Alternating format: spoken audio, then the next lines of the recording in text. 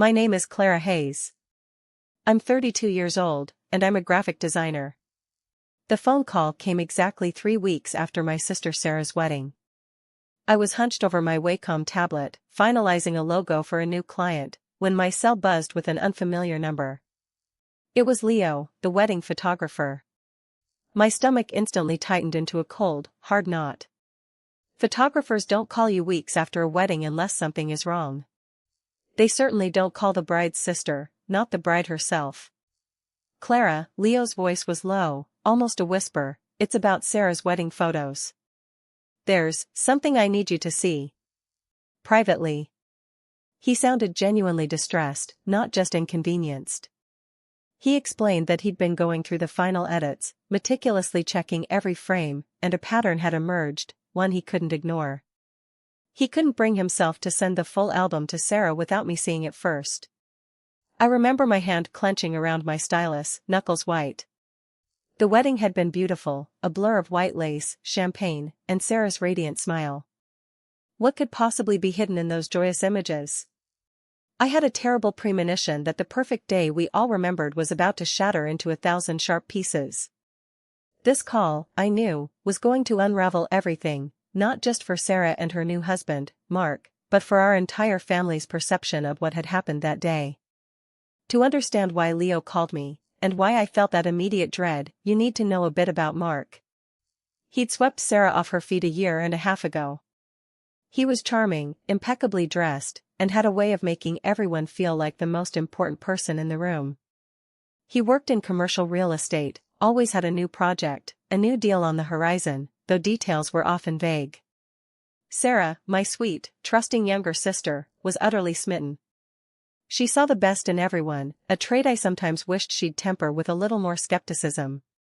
I, on the other hand, had a finely tuned radar for anything that felt off. And Mark, despite his polished exterior, always felt slightly off to me. It wasn't anything I could put my finger on initially, just a collection of small things. He'd forget his wallet often, leaving Sarah to pick up the bill. He'd always steer conversations away from his family or his past before they got too deep.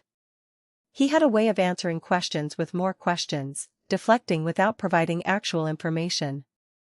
I'd mentioned my unease to Sarah once, gently, suggesting she take things slowly. She'd laughed it off, accusing me of being overprotective, of seeing shadows where there were none. He's just private, Clara, she'd said, and you're just jealous I found someone so perfect. That stung, but I let it go. Sarah was happy, and that was what mattered most. The wedding itself was a whirlwind. Mark was the picture of a devoted groom, attentive to Sarah, cracking jokes with the guests. Chloe, Sarah's best friend since kindergarten and her maid of honor, was everywhere, a whirlwind of efficiency and cheer. She'd helped Sarah plan everything, from the floral arrangements to the seating chart. I'd always liked Chloe, she was vivacious and loyal. But even on the wedding day, I noticed a few things that pricked at my subconscious. Mark and Chloe shared an inside joke during the toasts that made Sarah look briefly confused. I saw Chloe adjust Mark's tie, a gesture that felt a little too intimate for a maid of honor, though I dismissed it as her being overly helpful. There was also a small, antique silver locket that Mark wore on a chain under his shirt, which I'd never seen before. Chloe had a similar one, worn openly, that I hadn't noticed until that day.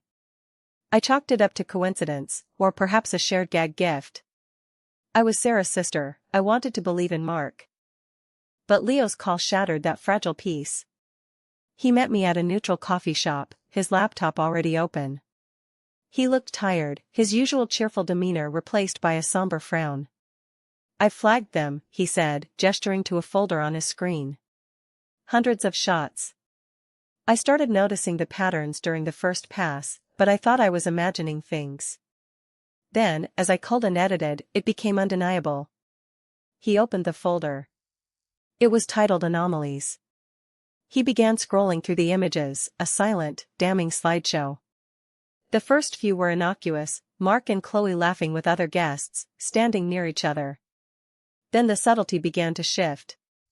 A photo of Mark reaching for Chloe's hand under the table during the reception, a fleeting touch. Another, taken during Sarah's first dance with Mark, showed Chloe in the background, her eyes fixed on Mark, not Sarah. A shot from the cake cutting, where Mark was feeding Sarah a bite, showed Chloe standing just behind him, her lips curved in a small, knowing smirk. The locket, the small silver one, was visible on Chloe's neck in every shot, and occasionally, a glint of it could be seen on Mark's chest beneath his open collar. What truly made my blood run cold were the photos taken during the quieter moments. One showed Mark and Chloe huddled in a corner near the bar, their heads close, Mark handing Chloe a small, folded piece of paper. Another, from later in the evening, showed them standing on the edge of the dance floor, away from the main group, their expressions serious, their hands briefly touching as Chloe tucked something into Mark's jacket pocket. It wasn't just physical intimacy, it was a conspiratorial bond. The locket was present in almost every one of these incriminating shots, a silent witness. I felt a wave of nausea. "What is this, Leo?" I whispered, my voice barely audible. He shook his head. "I don't know, Clara. But this isn't just a casual fling. They're too careful, too coordinated. And the way they look at each other, it's not just affection. It's like they share a secret, a very important one. I couldn't send these to Sarah. She deserves to know, but I didn't know how to tell her." "You're her sister, I thought you'd know what to do." I thanked Leo, my mind reeling. He insisted on giving me a USB drive with all the raw files, the flagged anomalies, and even the full, unedited gallery. "It's all yours," he said. "Do what you need to do." I drove home in a daze, the USB drive clutched in my hand like a live coal. My graphic design training kicked in. I immediately uploaded the files, creating a new project. I cross-referenced timestamps, zoomed in on faces, on hands, on the locket. What I didn't understand yet was the true depth of their deception. As I meticulously went through hundreds of images, the story of Mark and Chloe's betrayal unfolded with chilling clarity. The locket wasn't just a shared trinket, it was their secret symbol. I found a close-up of Chloe's locket in one shot, and it was engraved with tiny initials, M+C. Not Mark and Clara, but Mark and Chloe. My stomach twisted. The folded paper Mark handed Chloe appeared to be a legal document, though the text was too small to read. The item Chloe tucked into Mark's pocket looked like a key or a small USB stick. This wasn't just a wedding, it was a transaction, a consolidation of something insidious.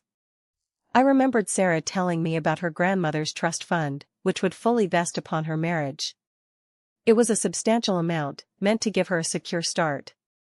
Mark had always shown a casual interest in Sarah's finances, framing it as planning for their future. Now, it clicked into place. The wedding wasn't just about love for Mark, it was about access. And Chloe, my sister's best friend, was his accomplice. The disturbing part wasn't just the affair, it was the cold, calculated manipulation of Sarah, using her trust and love as a means to an end. I spent the next 2 days compiling my evidence. I printed key photos, circling the locket, highlighting the paper exchange, the secretive glances. I created a timeline, noting the exact time and location of each incriminating interaction. I even found a public record of Mark's previous marriage, which he had conveniently forgotten to mention, and a recent change of address for Chloe to an apartment building Mark's company owned. It wasn't direct proof of financial fraud, but it painted a very clear picture of a long-term, premeditated scheme.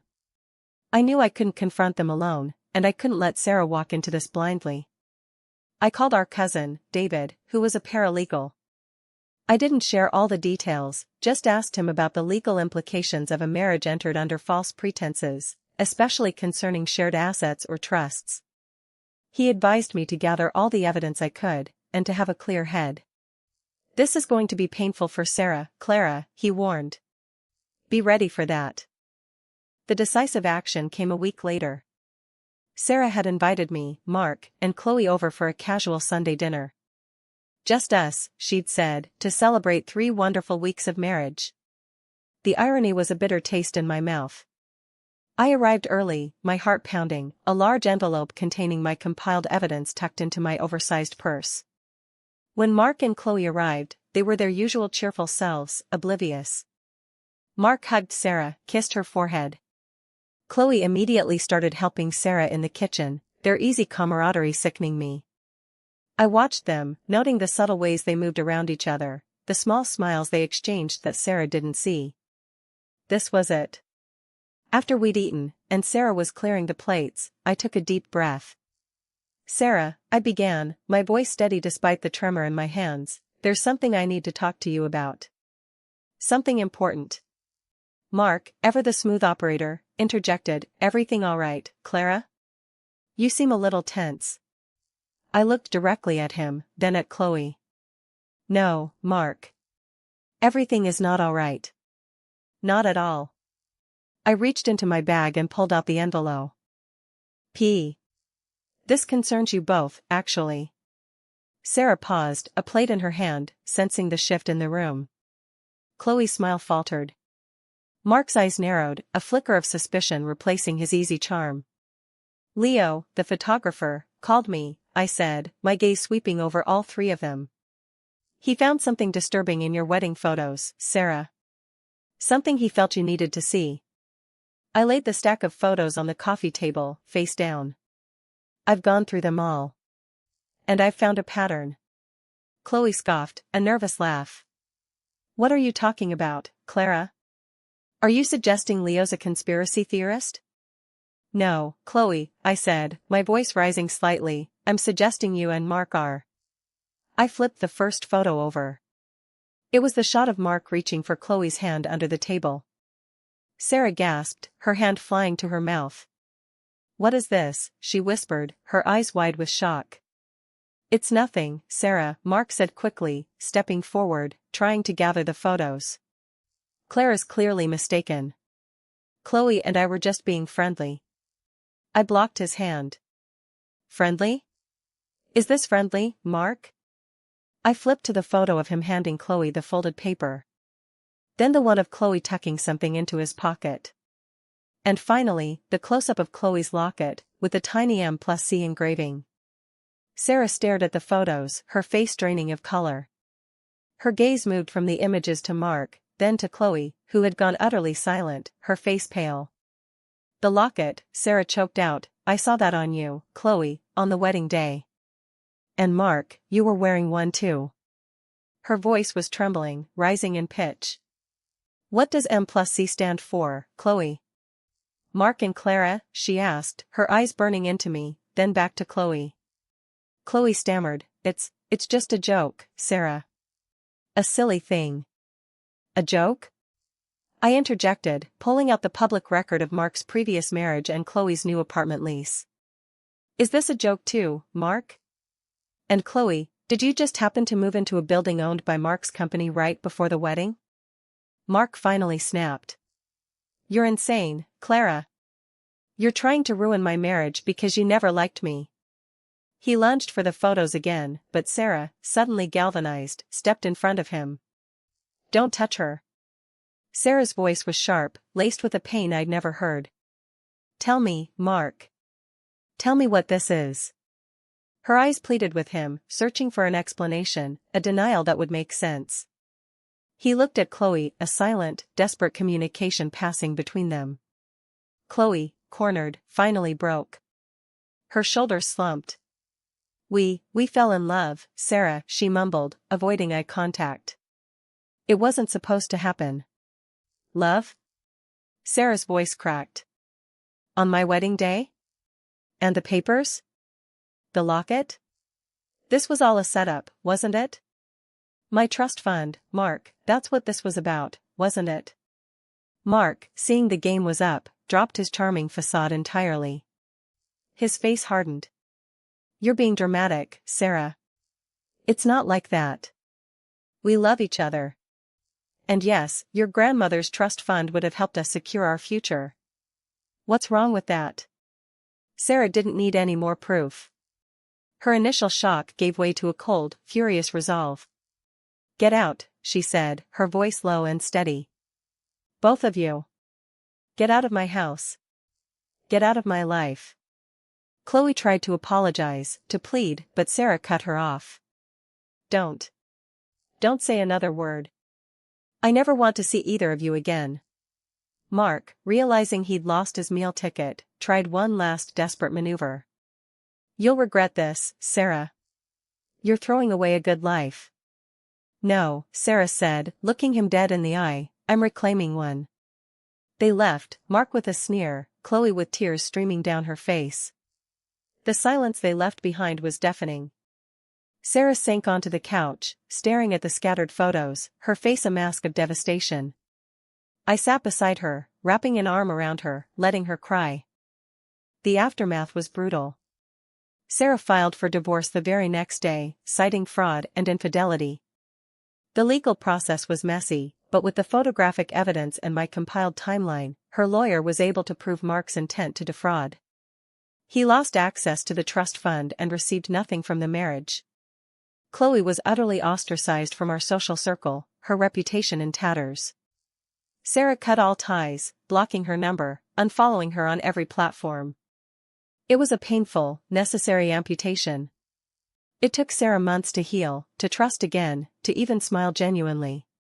But she did. She moved forward, stronger and wiser. The antique silver locket, once a symbol of their secret betrayal, became a stark reminder of the truth that had been hidden in plain sight. It was a painful lesson, but it allowed her to rebuild her life on solid ground. I still have the USB drive Leo gave me, tucked away in a drawer. I never look at it, but I know it's there. A quiet, tangible record of the day the disturbing truth came to light, all thanks to a photographer who simply wouldn't let a secret stay hidden.